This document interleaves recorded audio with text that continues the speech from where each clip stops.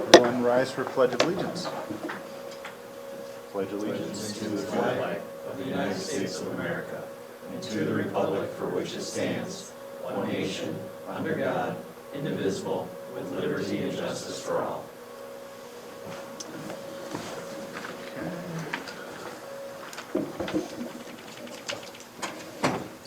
Any changes to the agenda?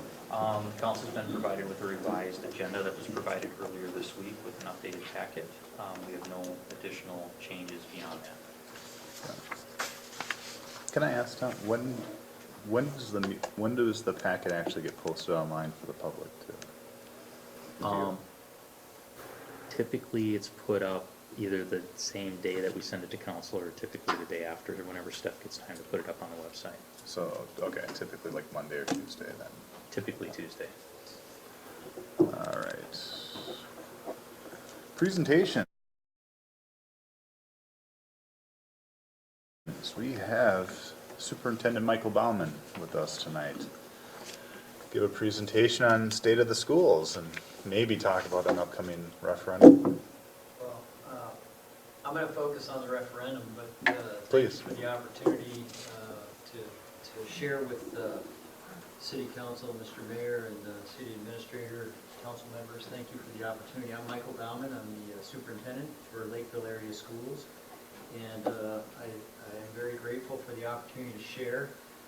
Just a couple highlights within the school district, and we'll talk about this a little bit more, or I'll share a little bit more information around this in terms of numbers, but Lakeville Area Schools is growing very fast. The actual Lakeville community itself is experiencing some pretty rapid growth in terms of residential and business property, mostly residential property. So there are some impacts that's currently having on our school district, but we'll continue to have, because we don't see a let up in any time in the near future with regard to that. So we're in the middle of a lot of seasons. We had soccer teams that went to state. We have volleyball teams that are on their way that direction, football teams that are on their way in that direction. So the activities are pretty full bloom right now. Some of you may have interest in that, and I just share it because we do take a lot of pride in that. We think that students who are not just in the classroom but also doing a lot of activities, research has demonstrated to us that their academic performance is actually higher when they're involved that way. And with a growing community, we have some definite challenges around that, providing those opportunities for our kids, because the more opportunities that we are able to provide for them, I think the better off we are, both civically and as an academic institution. That the other thing that we do take a great deal of pride in is we stay very, very well above the state averages in our MCA testing, and we hope to continue to do that in the future. And so as the environment changes, we have to respond to those changes. So part of this referendum is about that, but I will also be candid and tell you that it's my expectation that as we grow, especially in our elementary area, we're going to have to do some building. We are doing some very detailed assessment of that, and you will hear more about that as we go through our analysis and our assessments of that. So I just want to share those kind of highlights with you before I talk about the levy. But we do have a levy. It's a two-part referendum. It'll be an operating levy, and Before you get into Sure. levy, can I just follow up real quickly? Yeah. Elko the market, or that area, is on the radar for a potential expansion of schools? well, it is on the radar, because we're not out. We're looking at all possibilities, everything from portables to boundary shifts to where, if we need to put in another building, where do we put that building and station it? Is it in the southern part of the district, the eastern part of the district? So yes, Okay. and I can tell you that at least a couple of board members are very much in tune with the southern part of our school district in terms of what we should build in the future. So that's been on the table already multiple times. So we've been evaluating those courses of action. Some of you may know we have about 25 acres of land off of 210th over by Post. I don't know if you're familiar with that area. Trying to get you a little more oriented. The Trinity Lutheran Church right across the street is where we have that land is ours. And that's, I will tell you, there's been a lot of exploration around that particular area. That's about as far south as I've seen or heard a conversation around. We're not necessarily limited to that. We could go further south. A lot of conversation around the southeastern part of Cedar Avenue as well. And if you drive around Lakeville and look at where the building is occurring, that makes a lot of sense as well. Now, you're Elko, New Market, and I realize that's not Lakeville. We're trying to look deeper, and that's why the conversation around Elko, New Market is. And I do talk to Tom about what's going on down here with respect to growth. And as we walk through time, we stay in touch with your city administrator to make sure we have that picture, just like we do with the city of Lakeville. And we have some conversation with Burnsville, but they're a smaller part of our district, and on a percentage basis, not that big, and that's not where the growth is. So when you talk about elementary schools, the challenge there is, in terms of where your growth is the concentration of kids, and then what you do with the boundaries, and then what's the travel time. And you guys are very familiar with the fact that the travel time for some of our elementary kids can be up to 49, 50 minutes on a bus. So that's one of the things we're looking at in terms of the consideration of future building.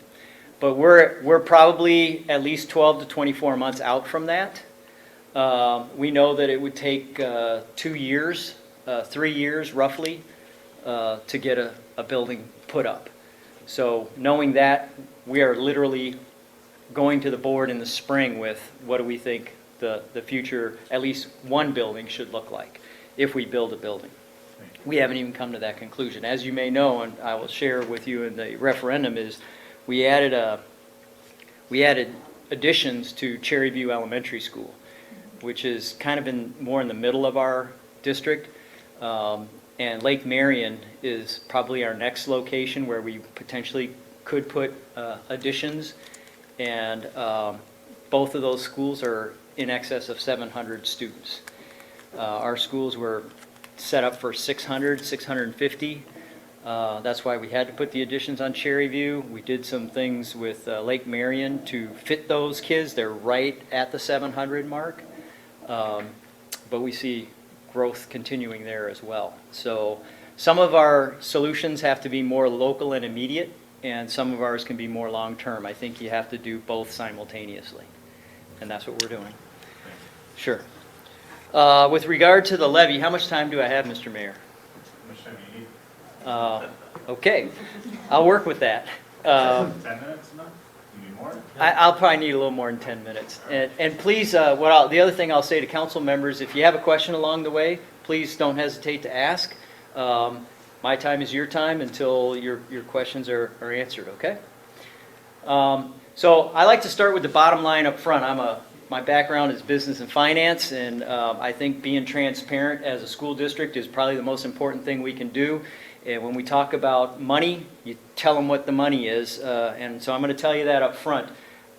When the board made their decision on August 13th to go ahead with a 2-question levy, an operating levy and a bond referendum, the math that we did was looked across the entire district, because we are Scott County and Dakota County. We looked at all our neighborhoods and had our financial advisor determine what the median value home was for the entire district, and then project that out forward till now, because we were doing this assessment back months ago. So $370,000 is the median value home in our district, and on a $370,000 home, the cost of this referendum for both the bond and the bond referendum and the operating referendum is $19 a month, or $228 a year increase to the home property tax.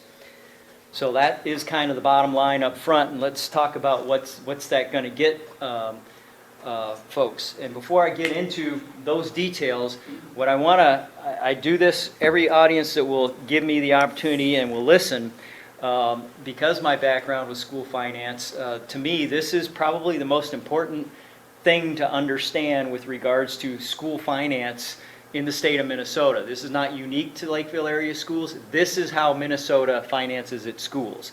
So on the chart on the left here, you see the general education formula allowance, and we depict here from 2003 out to 2021. And what the red line depicts is what the legislature, if they had included the consumer price index inflationary factor, would be on a per pupil basis funding students in Minnesota on an aggregate basis. And then the blue line, which runs through here, is what is actually done because the state legislature does not account for inflation. Your average labor costs across your district represents about 85% of any total school budget, between 80 and 85%, and you're usually in a 2% inflationary factor on your labor alone. Okay? So the consumer price index averaging over that time was just over 1%.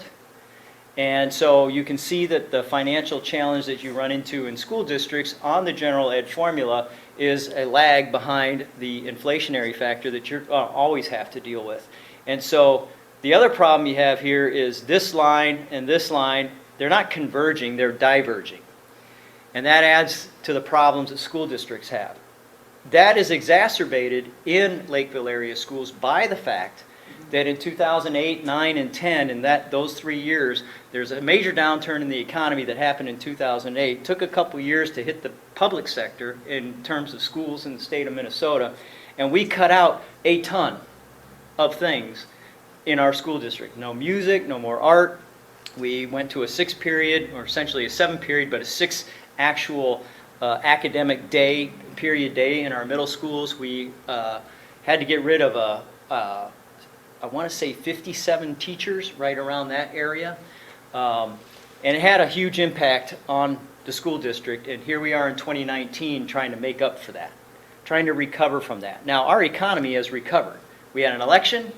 We have a economic boom, if you will. And our situation is completely different than it was in 2008, 2009. And that's another reason why we feel like now is an appropriate time to be looking for this opportunity to essentially recover from what happened 12 years ago. Now the chart on the right shows you what the Minnesota legislature would tell you the solution to this problem is. And that is referendum by local taxpayers. That's how you make up the difference, okay? So, what I depict here are either geographically near located to Lakeville area schools or school districts that are similar in size to Lakeville area schools. And what this shows you here in a bar chart, across here are the school districts. Lakeville is represented right here at $1,282 per pupil on referendum that exists on our books today. Way over here shows you the aggregate of all of these, and this shows you the weighted average for referendum authority that's been granted to school districts when we did this chart just about a month ago. So for Lakeville, we get an additional $1,282 off of 4 referendum that are currently on our books. And I'll show you that chart, very next chart. Again, I want to be transparent and make sure you understand what that $1,282 comes from. You can see in aggregate we're below what the weighted average is here, and you can see schools like Minnetonka, Bloomington, Wayzata, those communities are spending a considerable amount more to make up for this problem that they have in their school districts. And then on average, the state's a little bit less than where we are in Lakeville. So that's how we have been trying to make up for the differences that this creates for our school district. We haven't made them up completely, but we're doing, I think, better than most. Any questions about that picture? So this is what the referendums are that we have on our books today. And you can see it goes back to 2010 is the last one that we're currently drawing from. And then across the bottom here would show you the renewal time frame that we would have for those. Now, there's been a change in the legislative system that occurred in the last biennium session where local optional revenue was established in the state aid formula. And I'm going to simplify it for you by just telling you that for Lakeville, $724 on an operating levy that's 2010 or newer is local optional revenue that is built into the state aid formula going forward, okay? So what that simply means is you can see some numbers. These are operating levies, and none of our operating levies reach $724 per pupil. The highest we have is $693 per pupil. So assuming that legislation remains in place out to 2028, we would not have to go to the voters to request a renewal on any of these operating levies because they will be built into the state aid formula. Okay?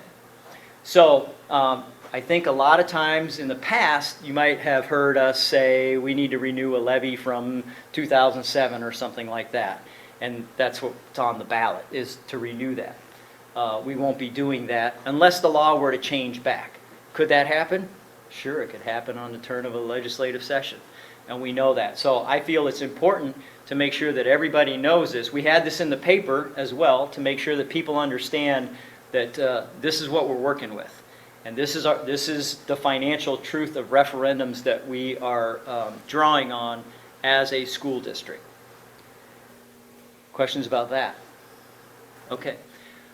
Enrollment. So I did share that we are growing rapidly, but here's to give you a little more context. This gray line represents the highest level of enrollment ever experienced in Lakeville area schools since it started as an independent school district. And we are here breaching that line. We're we're right around the 11,500 students this school year. And we project growth. Now, will it grow this steeply, this fast? Right now, that's the pace. And if we project that forward without any change, we would land up there by 13,000 in 24, 25, 25, 26, right up in here. I don't expect that will sustain, but it could. And if it does, that's the picture we're dealing with. I'm more concerned about the more immediate, and that's right in here in these 36 months or these 3 school years, and are we set and how are we set to deal with that going forward. So this presents a challenge for sure. It's going to require us to do something in terms of our facilities and our capacity within our buildings. And again, I shared with you, we were talking about portables.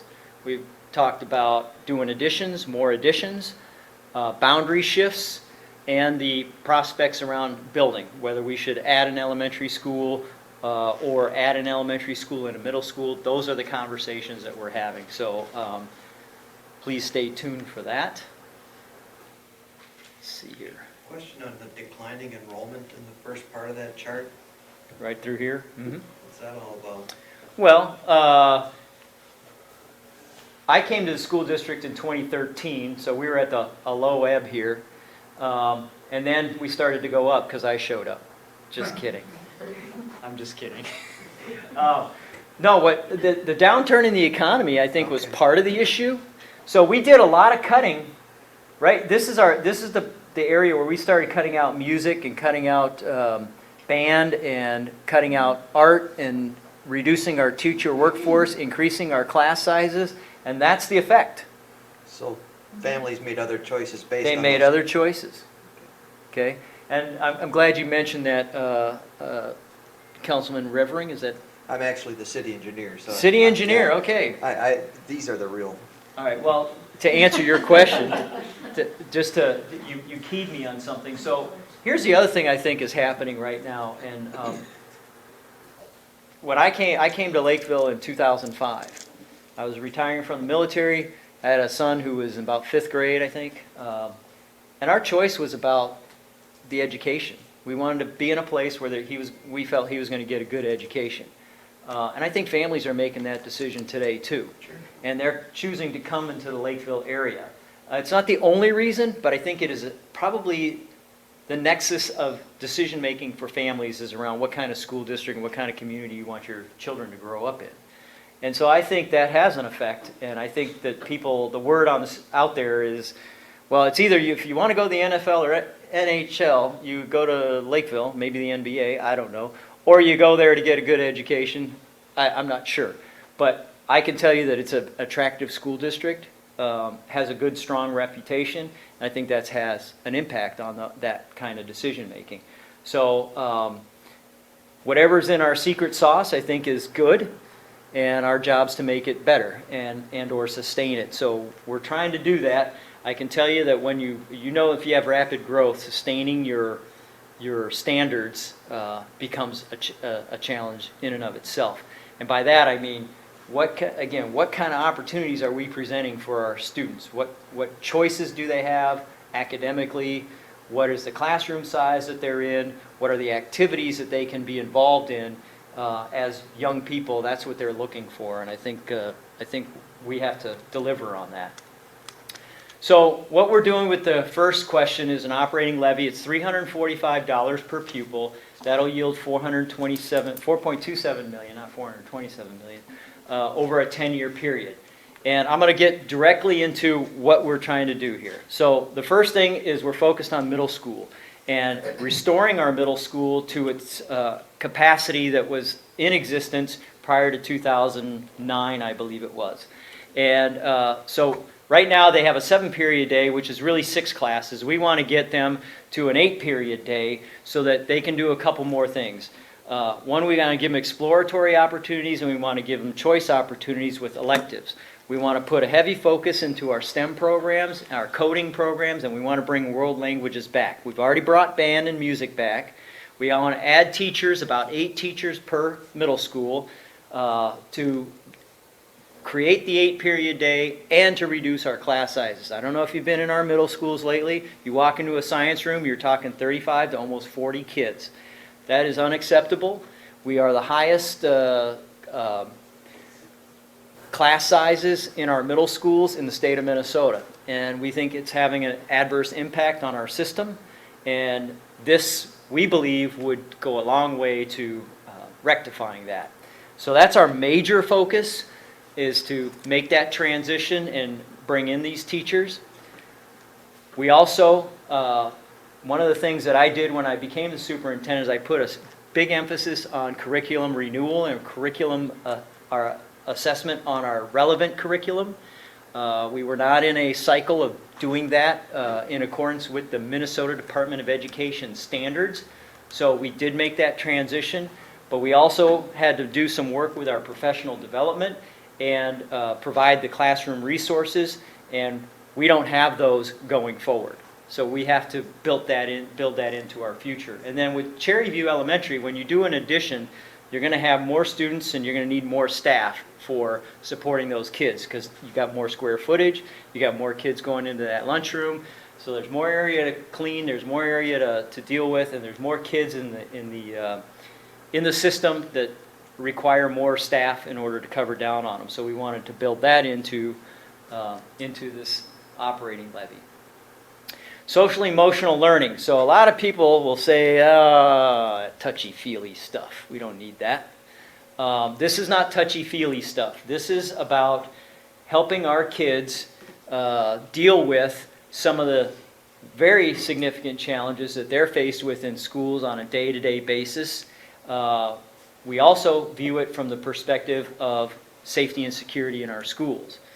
Behavior matters in schools, and it's become more and more challenging as kids come through our system. We are noticing a very dramatic shift, not just in that, but also a dramatic shift in medical challenges that kids bring with allergies and other serious medical problems that require medication support. But we think that if we focus our effort in social emotional and getting the behavior challenges dealt with on the front end, especially in elementary school, we have a better chance of creating the environment that we need to avoid that most heinous thing that happens, and active shooters are in your buildings. Okay, a lot of people think that if you do one thing, garrison your schools, you're going to avoid that problem. I think that's part of the solution, but it's not the whole solution. This is another major part of the solution. And before we took the cuts, we had counselors in our elementary schools on a 1-to-1 basis. In other words, one counselor for each elementary school. We had to cut back and go to a 2-to-1, and my recommendation was to go back to a 1-to-1 as well. So we want to do that with this operating levy. The other thing we want to do is bring another police officer into our system. We have 2 school resource officers, one at each high school. We have no coverage or very little coverage in our middle schools, and we're starting to have some issues in our middle school. We would like to have another SRO in the system. We also want to bring in a school psychologist to lead our work in threat assessment. Now, this isn't tactical threat assessment to determine where the bad guys are going to come. This is threat assessment on behavior and to be able to be in front of situations. So these school psychologists are very well trained in the process of assessing behavioral problems and being proactive in front of them so that we can mitigate them before they become an escalated problem for a particular family or student. So we want to bring that into our system as well. And this is all the work we've been doing with the Lakeville Police Department, and we've come alongside each other, and this is some of their recommendations, and we just want to follow through on that. And then information technology. The cybersecurity challenges that we face today and the data privacy challenges we face today are significant, especially in school districts. So one of our challenges is changing our system to be more adaptive to that challenge. So these positions that you see here deal in that matter, but they also, one of the other challenges we've been trying to navigate with the growth of our system is how are we going to provide safe access to our students going forward, and as we expand our system. The other thing we do is, I don't know if you've been around our buildings, especially our secondary buildings, mostly our high schools and middle schools, on weekends or after hours, but they're pretty full. And it's a community using our facilities. And they use a lot of, they want to get on our network and do what they got to do. And that presented some challenges in the past. We went from an area coverage to a density coverage system, but it's starting to get more stressed as we have more and more devices on our system. And we don't have a very robust staff for information technology. It lags far behind a 11,500 school district. So we're trying to right-size ourselves by bringing in the right professionals to help us with our improvements there. So that's the operating levy, and you can see where the dollars are allocated for this particular part of the referendum. The lion's share of it is going to this middle school programming redesign. Questions? All right, I'll jump into the next one then. The second question is bond referendum, and just to be clear, it's contingent on question 1. So, if the voters made the decision that, Bauman, you're all wet, not this time, okay? Then this doesn't even get considered, okay? If the operating levy fails, the bond referendum, doesn't matter how many votes it gets, it's, what is DOA? Not KIA, but DOA, dead on arrival, right? We're hopeful that people will see the merits of this particular aspect of the levy, and let me share that with you. The $42.9 million is debt service over 13 years. This is on the $370,000 median value home. The $28 would cover this cost for the school district. And so what are we trying to do here? Well, I talked to you a little bit about the opportunities we want to have for our kids and with the growth. So some of the things we have in here, McGuire Middle School, adding a gym there, a curriculum and competition pool at Century Middle School, and 2 artificial turf practice fields, 1 at each high school. Then we want to make a big leap forward in security and do some improvements to all our buildings, actually all our classrooms, and to mirror what we're doing in the social emotional effort, this would come up alongside as safety and security physical within the building. And then the information technology, the infrastructure items that we need in order to get to the right level of capability going forward. So let's take a closer look. So I don't know if you get much time up by McGuire Middle School. I think the majority of students coming from Elko New Market go to McGuire. And we have a lot of growth in McGuire, by the way. I think they are very close to where Century is in terms of numbers of students. And we don't get to give them as much physical education opportunity. Part of that's because we don't have the gym space. Here's the gym. This is the swimming pool. I'll talk about that in a minute. And this is where we would be proposing to add a 18,000 square foot 2 teaching station gym. So you would have a 4 teaching station gym system in McGuire Middle School. I mentioned the pool because we're going to talk about the curriculum instruction pool at Century Middle School, but this pool here at McGuire was taken offline by the Minnesota State High School League, is not allowable for competition use. It does not have the right depth. We have taken several efforts at trying to change the depth of that pool and do so at a reasonable cost and cannot get there. So the thinking now is to use this pool facility, permit this pool facility and use it for early childhood and senior citizens and make it a warm water swimming pool in our community. I think it's a very good idea to do that. It could generate revenue for the district. I can tell you with adding this gym space, it's going to help because we permit all our gym space. If you go to our middle schools or high schools, even our elementary schools, those gyms all get permitted out to community use on a regular basis. And then you got to remember a lot of people think, well, that's basketball, volleyball, those kinds of things. Nope. When you got a spring in Minnesota, your baseball, lacrosse, soccer, everybody's in the gym. And they're trying to get every bit of that space. So we do permit it out to get some revenue back in the district. This is going to help if we're able to build this, but frankly, it's really not enough. The city has not chosen to build like a big field house or anything like that. So we're it. The school district is it in at least the Lakeville area. So that's part of the reason why we want to also do this. Now the swimming pool is a little different.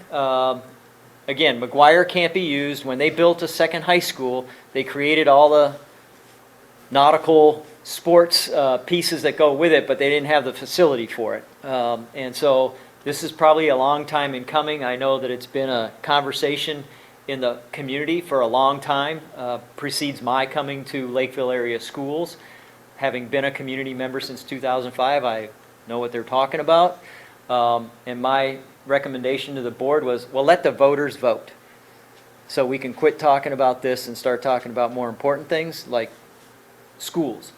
So that's part of the reason. The other reason is we think that if we have this facility and we built this way with a 25-yard competition pool and diving well and put in the spectator capacity, we could make it a destination for out-of-towners to come into Lakeville for swim meets across at least the South Metro area, and be a value to the community that way. Plus, we think that the only thing that's been built in the Lakeville area anyway, and I don't believe Elko New Market has a swimming pool facility. This is kind of we're it for folks to use. So we think it would have some attractive appeal, at least on a business scale, and to users. When we're not using it in competition, of course, we would permit that out just like we do everything else. So yeah, if you've been up by Century Middle School, this is Ipava, and then this is 185th, so it would be off to the side of the building there is where they would add that facility. And then the turf. So a lot of talk around the Lakeville area, probably in the Elko New Market area, about domes. So Lakeville area schools not building domes, but what we did settle on was to put 2 practice turfs. And again, if everybody, when people see this, a lot of times say, well, what do the football players need this for? They haven't had it in the past. It's not about football. This is about all the other activities, the marching band activities, the lacrosse teams, the soccer teams. And I can tell you that when you look at this from a practical perspective, these fields right now that are not, this shows where they are. This is the one at North. And with the north lot, if you walk down this way, the stadium would be down here. So it's right off to the east side of this trail that walks down to the stadium. That's just a flat area right now. When it's wet, it's pretty soggy. I can tell you this area here gets torn up pretty good by the soccer and lacrosse utilization that they have, and we have to close it down periodically, and nobody can practice on it because it's just a swamp from getting torn up, especially during snow melt and that time of the year, April, May time frame. Putting turf down here would definitely make that utilization a heck of a lot better for not just the schools, but for other activities and associations within the Lakeville. And does Elko New Market have a basketball association or any of those things? So they lean on Lakeville for that? And New Prague? Okay. Can I ask a question on the fields? Yeah. There was a lot of talk about domes and potential dome, and as I recall, it was basically going to be donated, right, to the schools? No. Oh, it wasn't, the school's going to. There are so many different rumors about that, Okay. Mr. Mayor. There was one proposal about a donation, but the donation was contingent on 2 things. We had to give the land Okay. to whomever, so there's no land acquisition. So if I'm going to donate to you a bubble, but you're going to give me the turf and the land, that's not a donation, Right. at least not in my vernacular. Sure. That land is worth something. But in the final statement I'll make about this is you can't even do that. That's against the law. I can't build turf and hand it over to a private entity to make money off of. That's taking taxpayer money to put into. So I guess what I'm getting at, it wasn't so much a vocal group objecting to one school having access to a dome versus Well, that another. was part of it, That was part of it, but practicality was, if I'm hearing you right, was a bigger part of it. Oh, absolutely. Okay. Yep. Now, what we are doing, and what I did tell the board, because they were talking about domes, is I said, if we're gonna put these in here, we need to put the footings on it in case we wanna dome it in the future for the benefit of the community. And so why pay for it later? It's just going to cost you more. So set the condition today. So that's why you see that on there. And we want, again, this is about being transparent. I mean, some people didn't want to put that out there because it was to bring the conversation back. But in my opinion, just tell the people the truth and let them make their own decision. And so it needs to be on there. Just because we could dome them in the future. There could be an opportunity to do that. I think Eden Prairie High School domes one of their turfs out there. And so it could happen in Lakeville. We could set the conditions to do that, but we know we don't have those right now.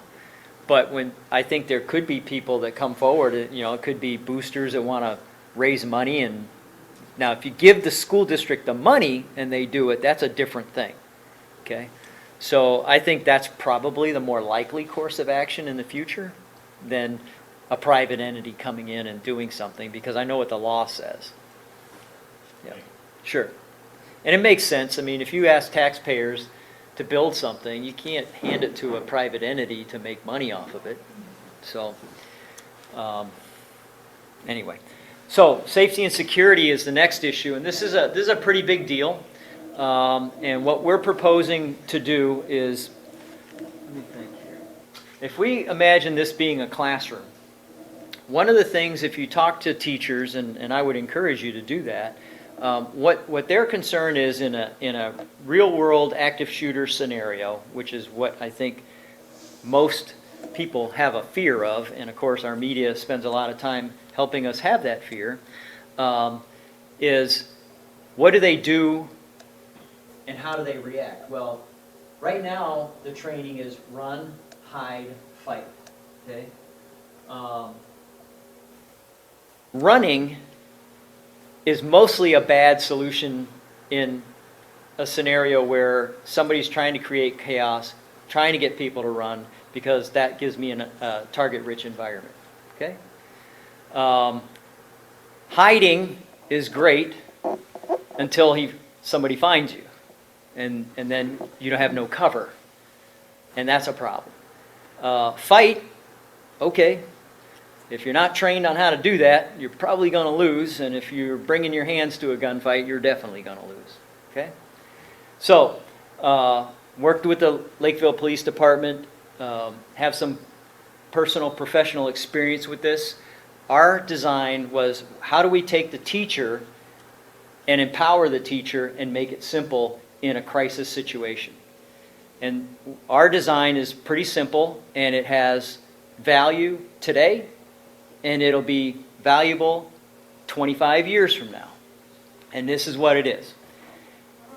This device here would be mounted on the wall, and in the event of a crisis situation, the teacher would hit that button. That button will notify law enforcement and the administration.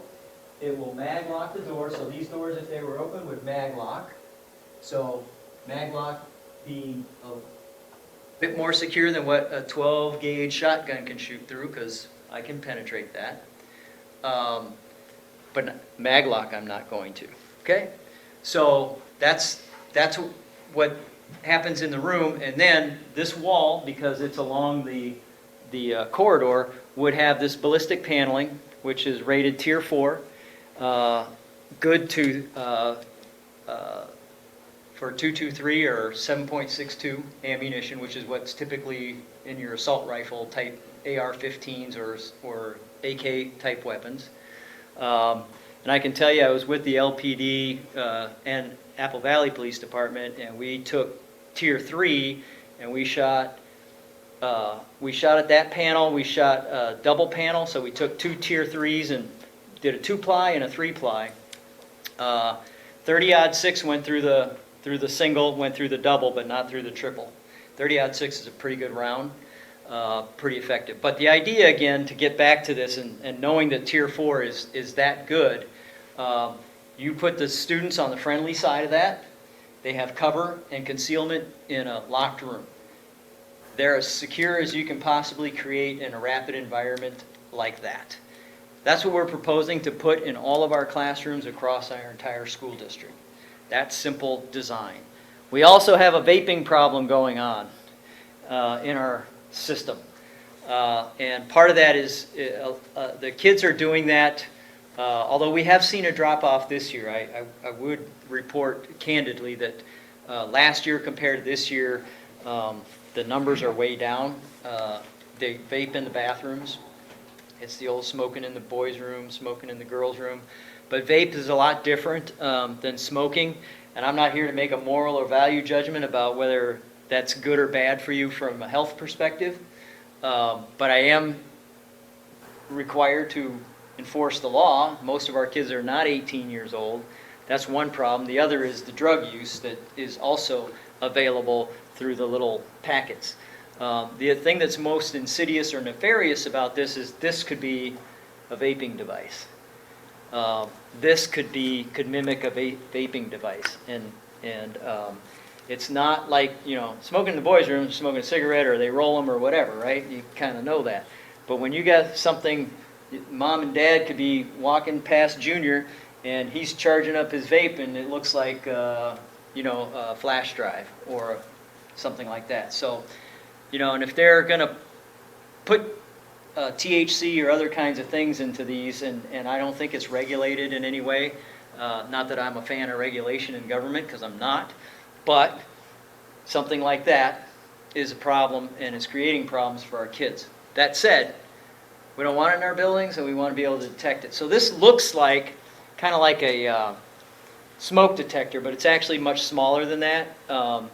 And we're wanting to put in vaping detection. It doesn't go and everything blow up. It just sends an electronic message to a person who can respond to that and deal with it. We think that once the kids know those are in there, they're just going to avoid it altogether. Now, When I was in high school, I went to my last 2 years of high school at Bloomington Jefferson. They had the old smoking patio back there. Their schools don't have that anymore, so the kids can't go and do it that way either. So if they're not doing it in the bathrooms and they're not doing it in the hallways, and they're going to have to leave the campus or go out somewhere to do that, and that presents a different problem. We are concerned about that, but right now we're trying to get it out of our bathrooms and out of our buildings.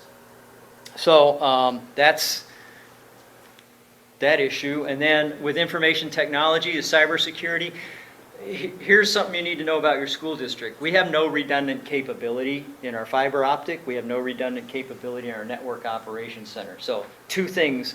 If you're on the wrong side of a breach on your fiber optic, you're dead. In other words, you have no access to the internet. You have no access to the network in order to do your work. And that's true for the administrative side and the teaching and learning side of our system. Well, that's a non-starter. We got to fix that. Second thing is we have one network operations center. It is located in the center of Lakeville North High School. It has it is not a state-of-the-art, and we're not trying to get to state-of-the-art. What we're trying to do is get a secure facility. We have overhead piping over our server systems. We got to build a mitigation for that, and we need to have a second, smaller, redundant network operations center that we want to put at Lakeville South. We don't want to do the full meal deal at South. We just want to be able to continue to operate. Those are the two biggest things, and then the last thing is cybersecurity, and that is protecting our data against potential breaches. Public education does not have state-of-the-art, and we're never going to have state-of-the-art, and we're not trying to get there. What we're trying to do is get at a level of competence and capability that omits things like, right now, Things like YouTube, we have to shut those off completely to the kids. There's things that you can get from YouTube that are valuable, but we just shut it off altogether because our filtering isn't high enough, where pornographic images or violent images can't be completely screened out. We keep hitting about the 85 to 90% solution on that, but that's not good enough. You don't want a fourth grader being able to do that. That's just unacceptable. So we want to get to the right level where we're able to screen all that out. We need both the personnel expertise, we need the software to do that. And I mentioned that our cabling, we went from an area coverage to a density coverage system. We have Cat 5 cabling. The standard is Cat 6 and has been for about a decade. We haven't been able to make the shift, and we want to be able to make that shift in our system across all of our schools. So those are the big things in the tech world that we need to do. this is where the dollars would go. You can see the majority of it is under the layered and integrated security systems. The pool is just short of 11 million, and that would be the next biggest single item on there, and you can see the rest with our IT, the 2 turfs and then the gymnasium, what those are expected to cost. Now, I've been, in my previous role, I was the CFO, the business guy in the district, and I can tell you that we consistently came in under budget on our projects, and that has sustained in our school district. We have some very good board members who have a lot of knowledge in this area. We built a facilities and plant planning department. That was one of the other things that I put into the district in order to have subject matter expertise, architect level expertise in our system, so that we could cut out the frivolity or the waste, in my opinion. And so we expect we will come in budget or under budget on all of these. And we're pretty demanding in that aspect. A lot of people said that we couldn't get those additions done to standard in time. We did, and we pride ourselves on being able to do our projects and do them exceptionally well and do them under budget. So that's our goal, always is our goal. So that's the referendum, or the bond referendum piece of this. This is how the numbers would look on question 1. And question 2, again, using a $370,000 median value home, $228 for both on an annual basis, or $19 a month. And then this is the question, and just to, this right here, believe it or not, you know a lawyer has to write it because that's one long sentence. And it's grammatically correct with proper punctuation. But I jest about that, but the first part of it, in the first few lines there, makes that question contingent to the voter. So it literally says, if school district question 1 is approved, that's the statement that makes the vote contingent. And then again, I said it was $200 for a $370,000 median value home. And what you'll see on the ballot is $345 per pupil. I can't change that language. I can't control that language. $345 per pupil is $200 on a $370,000 home. We also have a website. If homes are valued differently, it's market value, you punch in your market value on your home, and it'll spit out in the calculator what the costs would actually be for your property. Election day is November 5th, coming up, right around the corner, and early voting started on the 20th. Not a ton of early voting going on. I think you have to do it at Lakeville City Hall right now. I don't know if you have anything set up down here. Typically, we don't. But our website is isd194.org/ourfuture. We'll get you right to the page. And we have a ton more information on there. We have this, there's a longer presentation, more slides in here, but these were the ones that mattered in my opinion, so I did cull it down a little bit. But you can go there. There's a video presentation that Emily and I did, my assistant superintendent. You can certainly get popcorn and watch that. Share it with your friends. I think we put it on social media as well. And that concludes my presentation, Mr. Mayor. Thank you. Does anyone have questions? That was a wonderful presentation. Superintendent, thank you so much. That was very informative. Thanks for inviting me. And I'll just tell you this, if there's a way for me to build a school for you guys down here, I would do it because I love you guys. So. Well, we would love to have that. Yeah. All right. Thank you so much for your time. Thank you. Yeah. All right, it's like watching paint dry, but thanks for your time. All right. Public comment.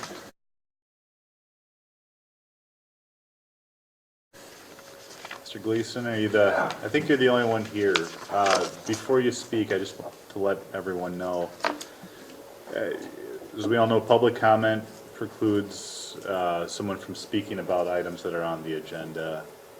I had a conversation with Mr. Gleason beforehand, said if you'd like to speak on something on the agenda, you're welcome to. So. Yeah. And then, my feedback, thank you, Bob Gleason. I live over at Golden Point Community. And my only feedback on that was the package got posted today for today's meeting. And I don't know how I'm supposed to come to the meeting before and speak to something that's on the agenda for the next meeting, if you know what I mean. So I don't understand that ruling. It's not on a public comment form either. I'm talking about something on ours, but I appreciate it. Thank you very much, Mayor. Sure. How much time do I have? I've got a presentation one. Yeah. No, I'm kidding. He lost me right there at the warm pool for seniors and kids, right? Right. I mean, when's the last time you were at a pool and a kid asked you, hey, where's the restroom, sir? I don't want it. We just had it for the seniors, that'd be okay. Get rid of the kids, right? All right, couple of questions, and then I'm just gonna address the city council, and then I'll Please. get out of here, so I should be out of here within a couple of minutes. First off, with the requirement for the driver's license on the golf carts, where, if I'm, get a ticket for that, I'm in violation of the ordinance, which court does that get heard in? Traffic, because I have a driver's license, civil, or which court? You know, we don't have our city attorney here to answer that, which, City ordinance violation is a misdemeanor, and it would be through the regular court, Scott County. So that doesn't go against my driver's license as a moving violation? Or anything like that, correct? Okay, good. And then, thank you, Holly, you updated the deal to include, but you use the term privately owned golf carts, and I don't know what that means. What does that mean? What's a privately owned golf? Is mine a privately owned golf cart? Because we don't define that term anywhere else, I guess. Is that, Yes, it would be privately owned. The golf carts owned by the golf course would be privately owned by the business. okay. And then the only other comment on that, and I'll address the city council, is they have other vehicles that fall under other definitions, other than golf carts, UTVs and things that they drive around, that are gonna be out there on the roads that aren't covered by the ordinance, so, just a comment. Anyways, in reading up on this, you have the right to any ordinance, the city council and the mayor, now this is for your comments. So you can make any ordinance that you want. The question is whether or not it's enforceable in a court of law, if it does go to a court of law. And I believe, when I read the statutes and some of the guidance here, that's available to you because it's out on a public site, no different than I got. I don't know what was given to you for the discussion in this, but the 169-045, which gives you the ability to write an ordinance for unconventional vehicles, special use, specifically says Chapter 171 is not applicable to golf carts and some of the other ones. Chapter 171, as you know, is driver's license, right? Requirement. So really, the ordinance itself tells you 171 doesn't apply. But we can go ahead and go forward with the ordinance, but the question is it enforceable? The Minnesota League of Minnesota Cities published a document, not sure if you guys got to read that. And in there, they say, basically, a bullet point is not likely to require driver's license for golf cart, ATV, and UTV in there. They say not likely because they're not lawyers, they're not legal, so it would be up to a court of law. When I go out and I read a lot of these golf cart ordinances from around the state, some require driver's licenses, others don't. And I'm sure the ones that require driver's license don't have a Gleason living in the community, right? And then last but not least, the Minnesota House of Representatives, the House Research Department put out a document dated February 2018 titled Low Power Unconventional Vehicles. And in there they state, by statute, a person is not required to have a driver's license or instruction permit to operate the vehicle under a special permit. That's under the golf cart section. And it references 169-045. So, my opinion, and if you read this, you can certainly come to your own opinion, is we have an ordinance that's not going to be enforceable. But then there's the other side of the common sense. Realize a 12-year-old kid can get on a snowmobile, which I don't know what the top end of 60, 70, 4 times my golf cart, which is 15 miles an hour downhill with a tailwind. 14 years old, on a snowmobile, and 12 years old on an ATV, UTV, and all we have to have is an adult in the vicinity, which is going to be officer discretion based on the comments from a couple of meetings ago, isn't even defined, but yet I need a driver's license for my golf cart. My 14-year-old grandson, can't drive it with me sitting in the seat next to him. And it just makes no sense. So you've got the ordinance, I think, by statute is unenforceable, and then you've got the common sense rule that you should put that up a litmus test and say, does it make sense with all the other requirements that we're doing here? Why a driver's license for a golf cart? That's all I got to say. I appreciate it. I apologize too, and I think I apologized in an email to Tom. I don't mean to be combative. Maybe the last meeting I sounded a little bit combative. I don't mean to be that way. I just like to see laws that are common sense, make sense, and like I said, not make criminals out of common citizens. Thank you. Thank you for listening to me. Appreciate it. Thank you. Yeah. Take care. anyone else for public comment? Aileen, you don't have any groundbreaking stuff? No. Close public comment. Consent agenda. Anyone have questions, comments? Anyone One. Motion to approve consent agenda. Motion by Timmerman, second by Seepersod. Before voting, after Mr. Gleason's comments, is anyone wanting to pull the item D? No? All in favor? Aye. Motion passes 4-0.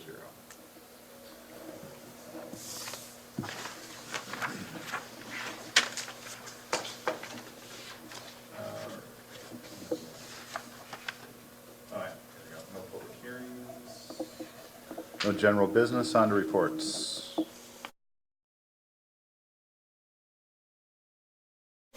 I have one item under administration. As I'd indicated in a recent council update, we're still working out the final details in the agreement with the architect for the police department addition project. Mark is very close, and he has told me this afternoon that that should be wrapped up possibly by the end of the day tomorrow, more likely Monday. I would not like to delay that project any further than possible, for a couple of reasons. One, we want to make sure that we're bidding the project so we can capture the full construction season, so that we can get maximum benefit of a nice timeline when we're going out for bidding. But the other reason is we'd like to bundle this, of course, with all of our other capital projects, and so we need to have a project bid and have a number so that we can bid it. So we need to get this project going along. Given that we have an unusually long break this year between our November meeting and this meeting, I would ask the council their availability the latter part of next week, so we could post for a special meeting. So between Wednesday afternoon and end of day Friday, if there would be availability from a majority of the council, or whatever number of council people the council feels is appropriate, to hold a special meeting to consider the agreement. Can you do a doodle poll? I can. That would be great. I That would don't be have the my easiest calendar way. in front of me, Yeah. so. All right, anything else? Nope. All right. Administration, we don't have Corey. Chief, you got anything for us? He took the wind right out of my sails. I just don't wanna, I want you guys to get home to watch the Vikings. So, Yeah, I'm no, recording I it, have- so no score updates. I have nothing Okay, of significance. no fire, nothing for fire. Rich? I just want to confirm, Tom, I sent us a pay request for GMH. Was that in the claims? I don't see it in the packet items. Why don't I let you guys Yeah. conversate offline? Did you have anything for an update for the council? No. Okay. No, but we would put this on the special agenda if it's not. That's fine. Community development, you have anything other than your report? It was in the packet. The most exciting thing that happened for me this week is the plat of Dakota Acres was officially recorded with the county recorder's office, so Nice. a long time coming. All right. Excellent. Mark's not here. There was information in the packet. CCC, Halloween party, Saturday. Halloween party on Saturday. What Everybody time? be there. I won't be there. We have no I idea. might not. 10 to 12. 10 to 12, all Yeah. right. I will be there serving popcorn. Definitely won't be there. I will most Popcorn likely man. be there as well. All right. Other reports, scales, not for a little bit, not for a couple weeks. John, did you have anything on your part? No, actually, First- he was on Tuesday, and I was actually in Illinois, so. Okay. MVTA? That's not until later this month, or next month. Josh isn't here for I-35. That's usually the first meeting of the month, so Okay. meeting. There's no one here from the chamber. Kate, you wanted to talk, but I won't. That's nothing. Discussion by council. I have one thing, and maybe Chief Ray can help us with this. November 12th, Firehouse Grill is holding the Tip-A-Cop. So if you want to explain a little bit more about it, since you understand it better than I do. Yep, so it's a really cool fundraising event for the Special Olympics, which law enforcement has always partnered with. And what it is myself, Deputy Lick, who lives in town, from Scott County, and other officers will be serving food, bussing tables. I don't think we'll be taking orders, but, and won't be serving booze. But, What day so is don't this? try, November November 12th, it's Okay. a Tuesday, and what you do is you tip your staff as normal, and then you tip the law enforcement, and all those proceeds go to benefit Special Olympics. So it was a program done in Jordan earlier this year, and it was very successful, so we're hoping to advertise it, crush what they did down there. And Cool. Firehouse Grill has decided to donate 10% of the proceeds that evening towards Special Olympics. Which is awesome. Thank you very much, that is incredible. So if you wanna see him working, that's the Yep. night you wanna come out. And I'll be wearing this uniform, Yeah, that's right. not Can we record Dave's uniform or anything else, it's gonna be this uniform. How late does it go? To 8, 5 to 8. Oh, 5 to 8. It'd be awesome if donuts were on the dessert menu that day. Oh, That's a good idea. Any further discussion by council? ouch. Motion by Timmerman to adjourn. Second. Second by Superstar.